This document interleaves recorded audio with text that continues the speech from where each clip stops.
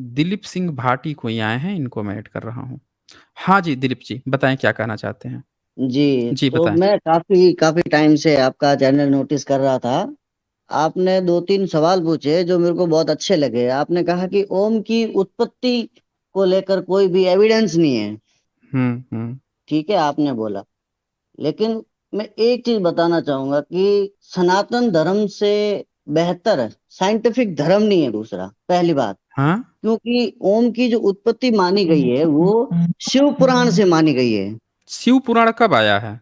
नहीं नहीं, जो शिव के मुख से उसकी उत्पत्ति मानी गई है, ठीक है। सुना अब किसने क्या था? होता है, सुनिए सुनिए, पहले सुन लीजिए, बाद में आप सवाल करना, मैं जवाब दूंगा। नहीं, अब कुछ क्या चीजें छूट होता है। जाती है ना, कुछ चीजें छूट जाती हैं, तो इसीलिए मैं नहीं नहीं, पूछ आप लिया आपसे। नहीं नहीं, बकायदा आप नोट डाउन करके रख लीजिए जो भी आपके नहीं नहीं, क्वेश्चंस है, उससे मैं भी नोट डाउन नहीं करके ही नहीं, लिख। आप अपनी जब बातें रखेंगे ना, तो जो सवाल मेरे जी। आ रहे हैं उसका भी आप जवाब देते चलिएगा, वो ज्यादा अच्छा रहेगा ना, नोट क्या करना है।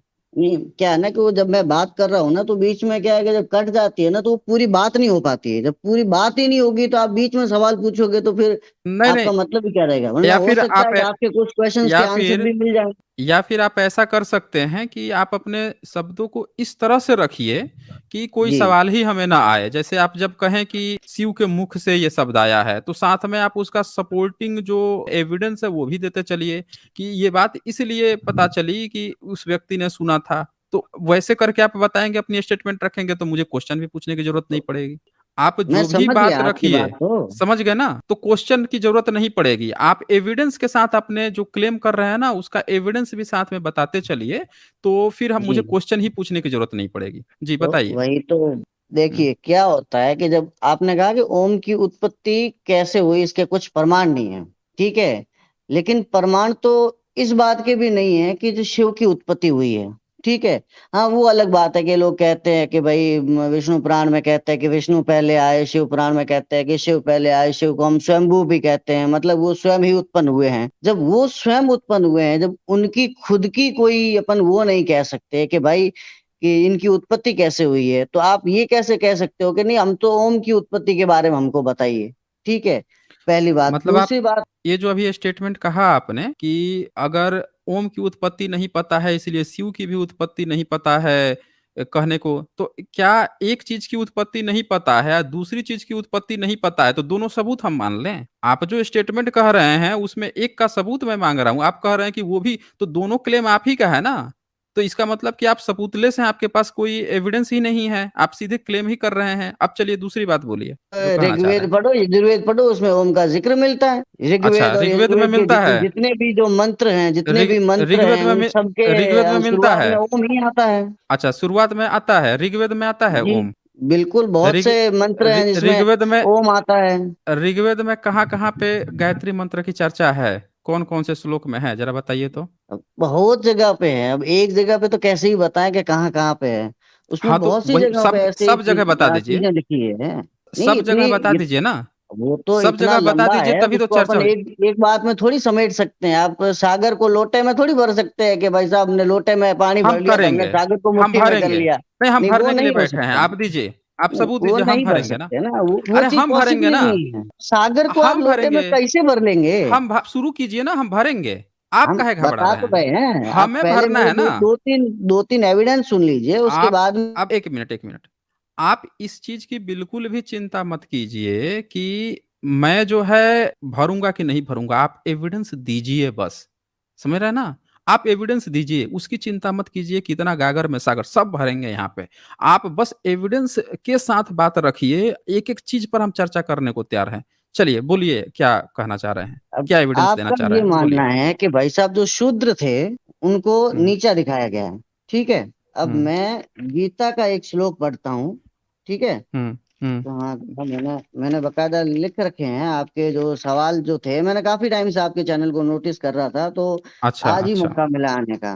तो हम्म उसमें एक अपना मिल नहीं रहा मुझे कि कहाँ गया वो। एक गीता का श्लोक है, उसका अर्थ हम्म। ये है कि भाई साहब जो जितने भी जो तीनों जो ये जो चारों वर्ण हैं वो मैंने ही बनाए हैं, और चारों अच्छा जी। वर्णों में से कोई भी वर्ण छोटा बड़ा नहीं है। ठीक है। अच्छा, ये भी लिखा है? कहाँ पे लिखा है हाँ, वैसे? बिल्कुल, ये कहाँ गीता में कहाँ लिखा है, कहाँ पे? चतुर्वर्ण्य आप मया बता। सृष्टि गुण कर्म विभाग अच्छा अच्छा अच्छा। विभाग रहा। अब इसका हम्म। मतलब है कि चारों वर्ण मेरे द्वारा ही बनाए गए हैं। मनुष्य अच्छा अपने जी। गुण और कर्मों से किसी भी वर्ण का चयन कर सकता है। अब कैसे चयन कर सकता है वो भी बता देता हूँ कहाँ आपको। कहाँ श्लोक नंबर बता दीजिए एक बार, कौन वो से श्लोक में बात लिखा है? इतना तो मैंने वो श्लोक नंबर लिखा नहीं है, लेकिन हाँ मैंने उठाया जरूर ये गीता बताइए। से है, मैं इतना आपको बता देता हूँ। देखिए, अब ठीक है, आप ऐसे ये नहीं पूरी चलेगा ना, पढ़िए। फिर क्लेम पर आप क्लेम आप कर रहे हैं। आप पूरी तो पढ़िए आप ना। तो पूरी अरे गीता सब पढ़ेंगे तो सब सब मैं इसका सब आपको पढ़ेंगे। प्रमाण दे देता हूँ कि ये कैसे होता है, ठीक है। मतलब जो, एक एक मिनट एक मिनट, आप ब्राह्मण हैं, पहले ये क्लियर कीजिए एक मिनट यहाँ पे। नहीं, आप ब्राह्मण नहीं है ना? तो सीधे नहीं। कहिए ना कि आपको नहीं जानकारी है, आप काहे समय खराब कर रहे हैं यहाँ पे। आप जब भी आए ना तो तैयारी के साथ आए। आप कह रहे हैं बहुत समय से नोटिस कर रहे हैं, और जिसके हवाले से आप मुझे सबूत देने की बात कर रहे हैं, वो पहले तो एक आपने टॉपिक चेंज कर दिया। आप बोल रहे थे कि ओम शब्द ऋग्वेद में आया है। मैंने पूछा कितनी जगह आया है, कहाँ पे आया है, वो आप गायब किए।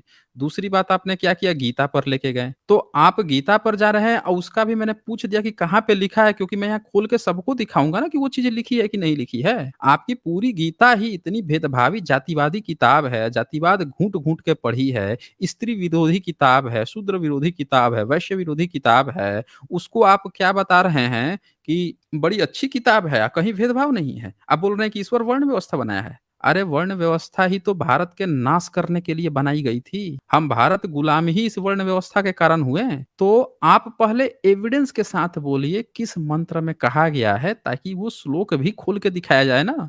देखें, यहाँ पे जुड़ के अपनी केवल एक तरफा बात रख देना कोई मायने नहीं रखता है। जैसे अभी ये यहाँ पे पहले कुछ एक व्यक्ति आया था, फोटो दिखा रहा है, बुद्धिस्ट फोटो दिखा रहा है, सबका कह रहा है कि इसका है इसका है। अरे भाई, आपको सपोर्टिंग एविडेंस भी तो देने पड़ेंगे कि आपके यहाँ क्या क्या चीजें हैं।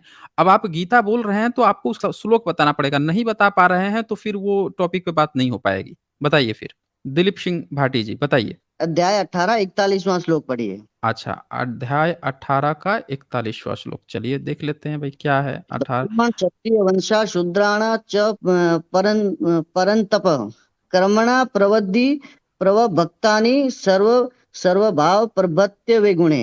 हे अच्छा जी। परंतपर ब्राह्मण क्षत्रिय और वैश्यों के तथा शूद्रों के कर्म के स्वभाव के उत्पन्न गुणों द्वारा विभक्त किए जाते हैं। इसका क्या मतलब हुआ इसमें? इसका क्या बता मतलब रहे हैं ये इसे?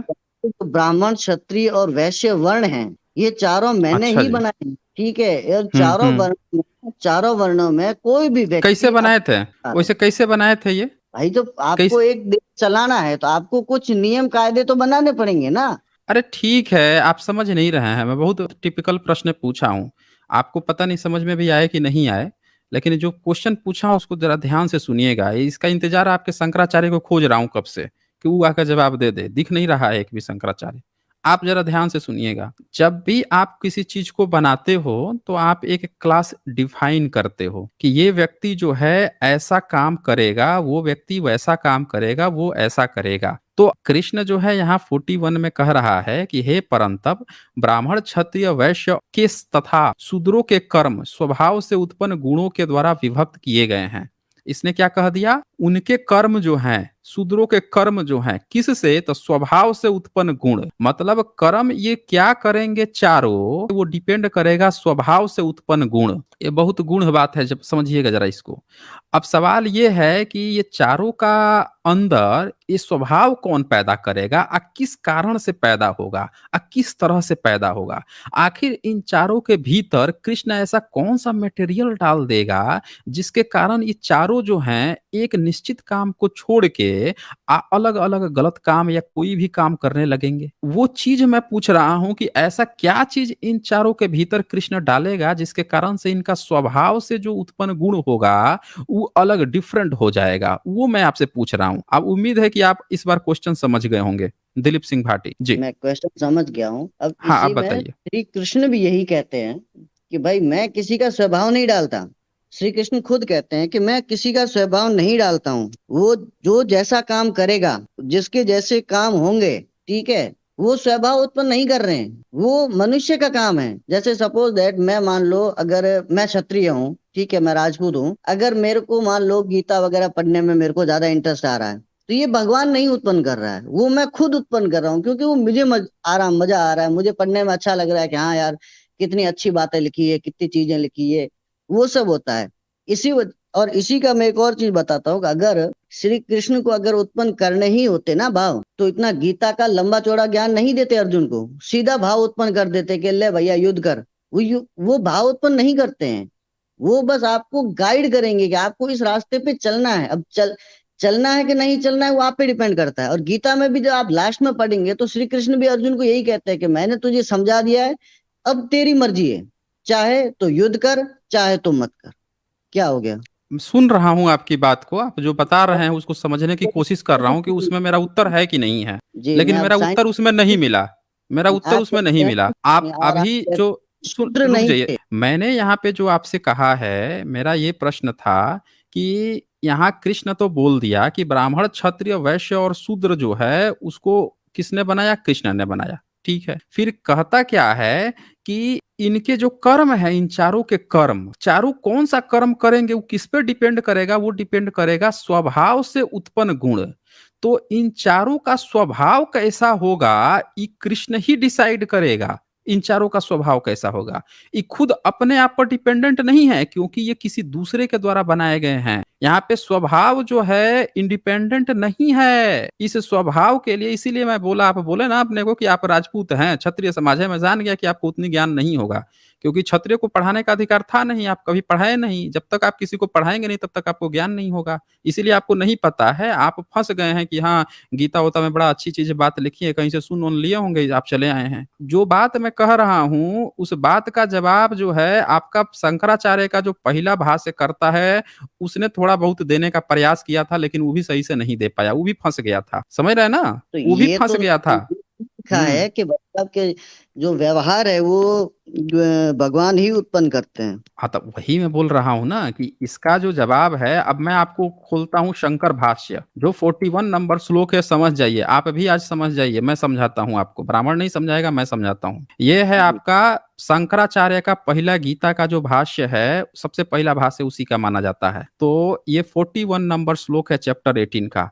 इसमें शंकराचार्य क्या कहता है, अनुवाद करके बोलता है, हे परंतप, ब्राह्मण क्षत्रिय और वैश्य इन तीनों के और शूद्रों के भी कर्म विभक्त किए हुए हैं, अर्थात परस्पर विभाग पूर्वक निश्चित किए गए हैं। मतलब पहले से निश्चित किया गया है, ये तीनों इंडिपेंडेंट नहीं है कि खुद से कुछ भी करने लगेंगे। वो जो है, जो बना रहा है उसने बाय डिफॉल्ट जो है निश्चित कर लिया है, परस्पर विभाग पूर्वक निश्चित किए हुए हैं।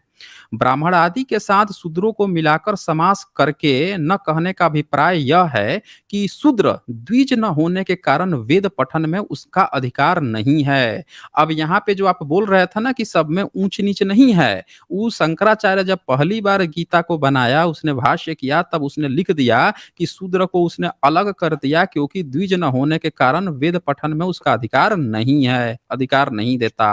अब सुनिए, किसके कारण विभक्त किए गए हैं, तो स्वभाव से उत्पन्न हुए गुणों के कारण। अब उसका जवाब आपको मिलेगा, स्वभाव यानी ईश्वर की प्रकृति। अब इस चीज को समझिए, जो स्वभाव होता है किसी भी व्यक्ति का, वो ईश्वर की प्रकृति, आपके ऊपर नहीं डिपेंड है। ये जो आके कहता है ना कि कोई भी व्यक्ति जो है स्वतंत्र है, कोई भी अपना वर्ण चेंज कर सकता है, ये सारे के सारे ढपोर संख है, 2 मिनट नहीं टिक पाएंगे ये पढ़ लेंगे तो। ये शंकराचार्य का भाष्य है। ये क्या कह रहा है कि जो स्वभाव है, कर्म किसके अनुसार करेगा, स्वभाव के। और स्वभाव जो है वो किस पर डिपेंड है, तो वो ईश्वर की प्रकृति, त्रिगुणात्मिकता, माया, वह माया जिन गुणों के प्रभाव का यानी उत्पत्ति का कारण है। तो ईश्वर आपका स्वभाव जनरेट कर रहा है कि आप शूद्र वाला काम करेंगे, आप वैश्य वाला, आप क्षत्रिय वाला, आप ब्राह्मण वाला। और सुने, ऐसे स्वभाव प्रभाव गुणों के द्वारा ब्रह्मणादि के शम आदि कर्म विभक्त किए गए हैं। तो अब ये ईश्वर खुद ही विभक्त कर दे रहा है कि कौन क्या करेगा। और सुनिए, अब मेन कहानी सुनिए, अथवा यूं समझो, अब शंकराचार्य जो है वो और एक्सप्लेन करता है, क्या कहता है, ब्राह्मण स्वभाव। अच्छा, ये भाग गए क्या, ये देखिए, ये भाग खड़े हुए हैं। ये भाटी जी जो हैं, ये गीता ये लोग के बस की बात नहीं है, आप लोगों से ना हो पाएगा, समझ रहे हैं ना, आप लोगों से ना हो पाएगा। आप लोग आ जाते हो, गीता को भेजो, उसको आचार परसान को भेजो, उसी से हम पढ़ेंगे ना, समझेंगे। वो कौन सा गीता समझा रहा है, ध्रुव राठी को समझा रहा है, आए यहाँ पे उसको हम समझाते हैं ना कि वर्ण जो है परिवर्तन है। अरे पूरा गीता में साफ-साफ लिख दिया है, कर ही नहीं सकते, परिवर्तन ही नहीं कर सकते। वो पूरा डिज़ाइन ही ईश्वर कर रखा है। यानी शूद्र जो है हमेशा शूद्र ही रहेगा, शूद्र वाला ही काम करेगा, ईश्वर प्रकृति है ये। इसीलिए आप देख लीजिए जितने भी जातिवादी हैं, जितने ऊँचे पोस्ट पर बैठ गए हैं, वो जान गए हैं कि माचिस के सलाई बराबर पतली-सी किताब आ रही है गीता, गीता गीता खूब प्रमोट करो। क्योंकि इसमें जो है साफ-साफ लिख दिया है कि शूद्र को शूद्र ही बना के रखेगा, ये ईश्वर प्रदत्त है। उसका स्वभाव ही शूद्र वाला होगा। अब देखिए कैसे स्वभाव बनता है वो भी एक नज़र मार लीजिए यहाँ पे। ये कहता है क्षत्रिय स्वभाव का, ब्राह्मण के स्वभाव का कारण सत्व गुण है। जो मैं बोलता हूँ ना सतगुण, रजोगुण, तमोगुण, ये सुनिए इसको कैसे मिक्स किया है इसने। ये दरअसल ये भी फँस गया था। पहले क्या किया था इसने, कहा था कि जो ब्राह्मण है वो सतगुण से, क्षत्रिय जो है वो रजोगुण से, वैश्य जो है वो तमोगुण से। इससे जो है डिफाइन होगा। लेकिन हुआ क्या कि जब इसको बुद्धिज्म से पाला पड़ा, बुद्धिस्टों ने इसकी खाल खींच दी ऊपर से नीचे तक, पनपना के भागा वहां से, तब आके अपना चेंज किया, चेंज करके मिक्सअप कर दिया, जो इसके मूल भावना के ही खिलाफ हो गई। क्या कहता है सुनिए, कह रहा है ब्राह्मण का स्वभाव तो सतगुण से है। कैसे पता? जब उसका स्वभाव ही सतगुण हो गया, तो ये सतगुण जो है ये तो शरीर की एंटिटी है ना, वो तो प्रकृति स्वभाव हो गया, उसको कैसे बदलेगा? शूद्र में कैसे आएगा सत्वगुण? जन्मजात ही डिसाइड हो गया कि ब्राह्मण का स्वभाव सत्वगुण है। वैसे ही क्षत्रिय का स्वभाव का कारण सत्व मिश्रित रजोगुण है। अब इसने मिश्रित कर दिया दो को, क्योंकि 3 से 3 ही वर्ण बन रहे थे, चौथा वर्ण इसको बनाना था। तो ये क्या लिख रहा है, क्षत्रिय स्वभाव का कारण क्या है, सत्व मिश्रित रजोगुण। यानी कि सत्व जो पूरे सत्व से ब्राह्मण बना था, उसे सत्व का थोड़ा-सा और रजोगुण, इन दोनों को मिला के बनेगा क्षत्रिय। और वैश्य स्वभाव का कारण है तमो मिश्रित रजोगुण। तो तमो में और रजो, इन दोनों को मिला के वैश्य बनेगा। और शूद्र का स्वभाव का कारण है रजो मिश्रित तमोगुण। तो यहाँ पे शूद्र का स्वभाव ये बना दिया, ये पहले से ही डिफाइन कर दिया। अब क्या है, क्योंकि उपयुक्त चारों वर्णों में गुणों के अनुसार क्रम से शांति, ऐश्वर्य, चेष्टा और मूढ़ता, ये अलग अलग स्वभाव देखे जाते हैं। तो यहाँ पे ये भी लिख दिया है कि इन उपयुक्त 4 जो ये इसने कैरेक्टराइज किया, इसमें क्या है, शांति है, ऐश्वर्य है, चेष्टा है और मूढ़ता। मूढ़ता किसके लिए? तो शूद्र के लिए डेडिकेट कर दिया। स्वभाव देखे जाते हैं। अथवा यूं समझो कि प्राणियों के जन्मांतर में किए हुए कर्मों के संस्कार जो वर्तमान जन्म में अपने कार्य के अभिमुख होकर व्यक्त हुए हैं, उनका नाम स्वभाव है। समझ रहे हैं क्या कह रहा है यहाँ पे? कह रहा है कि प्राणियों के जन्मांतर में किए हुए कर्मों के संस्कार, अब सुन लीजिए, ये और अच्छे से समझ लीजिए, जितने भी लोग हैं बहुत अच्छे से समझ लीजिए। ये जो कहता है कि आप एक वर्ण से दूसरे वर्ण में चेंज कर सकते हैं, नहीं कर सकते। ये शंकराचार्य ने यहाँ पे साफ-साफ लिख दिया है कि प्राणियों के जन्मांतर में किए हुए कर्मों के संस्कार, यानी पिछले जन्म में आप जो काम किए थे, जो कर्म किए थे, वो वर्तमान जन्म में, वो आज आपके इस जन्म में कार्य के अभिमुख होकर व्यक्त हुए हैं। अब वही जो पिछला जन्म में आपने कर्म किए थे, वो आप इस जन्म में भुगत रहे हैं। उनका नाम ही स्वभाव है, वो आपका स्वभाव बना हुआ है। यानी कि आज अगर आप शूद्र हैं, तो ये शूद्रत्व वाला काम जो है पिछले जन्म का आपका जो काम किए थे उसके अनुसार है। आप यहाँ बदल के ब्राह्मण नहीं बन सकते हैं, जन्म से ही घुस गया आपके। तो ये पूरा है, ये पढ़ते नहीं हैं अपना धर्म ग्रंथ और आ जाते हैं लोग प्रचार करने के लिए। अभी और भी डिटेल्स है। और ये क्या कह दिया, ब्राह्मणादि वर्णों के श्रम आदि कर्म तो शास्त्र द्वारा विभक्त हैं, अर्थात शास्त्र द्वारा निश्चित किए गए हैं। अब ब्राह्मण क्या कर्म करेगा, शास्त्र द्वारा निश्चित कर दिया गया। शास्त्र जब ब्राह्मण ही पढ़ेगा तो शूद्र का क्या लेना देना है? वो तो वेद उसको पढ़ने ही नहीं दिया गया। अब पिछले जन्म का कर्म पढ़ा दिया। तो ये चीजें हैं। रणवीर सिंह बोल रहे हैं ये झूठ बोल रहा है, ब्राह्मण ही है। बिल्कुल मैं जानता था ये ब्राह्मण ही है। इन लोगों का स्वभाव है, आ जाते हैं ये झूठ बोलने के लिए कि ये क्षत्रिय हैं। इन लोगों को पता चल गया है ना कि आके और क्षत्रिय बन के यहाँ जाएँगे तो पब्लिक को ये लगेगा ना कि क्षत्रिय की वो हो गई, पोल खुली है, ब्राह्मण की नहीं हुई है। तो ब्राह्मण जो है कभी शूद्र बन के आ रहा है, कभी क्षत्रिय बन के आ रहा है, कभी वैश्य बन के आ रहा है। ये इनकी हालत हो गई है अभी।